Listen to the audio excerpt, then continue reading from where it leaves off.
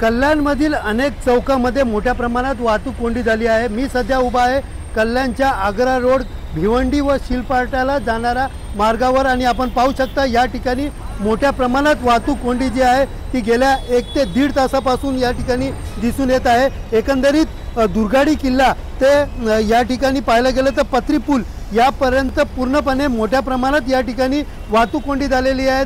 विशेषतः पाहायला गेलं तर या वाहतूक कोंडीमधनं मार्ग काढायला वाहन चालकाला तारेवरची कसरत करावी लागत आहे।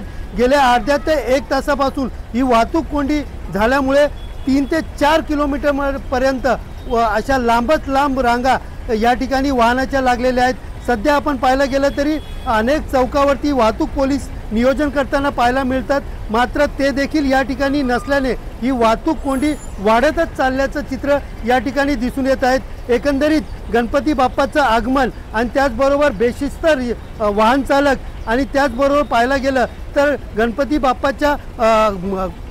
बाप्पाच्या सामानाच्या खरेदीसाठी मोठ्या प्रमाणात गर्दी बाहेर निघाल्याने या ठिकाणी मोठ्या प्रमाणात वाहतूक कोंडी पाहायला मिळत आहेत। सध्या तरी या ठिकाणी अर्धा एक तास रांगेत उभे राहून वाहन चालकाला तारेवरची कसरत करत आपली गाडी या वाहतूक कोंडीतून बाहेर काढावी लागत आहे।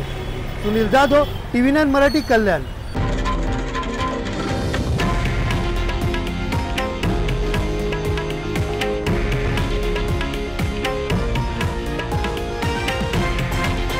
हे आहे देशातील नंबर 1 न्यूज नेटवर्क आणि आपण पाहत आहात TV9 मराठी, एकमेव।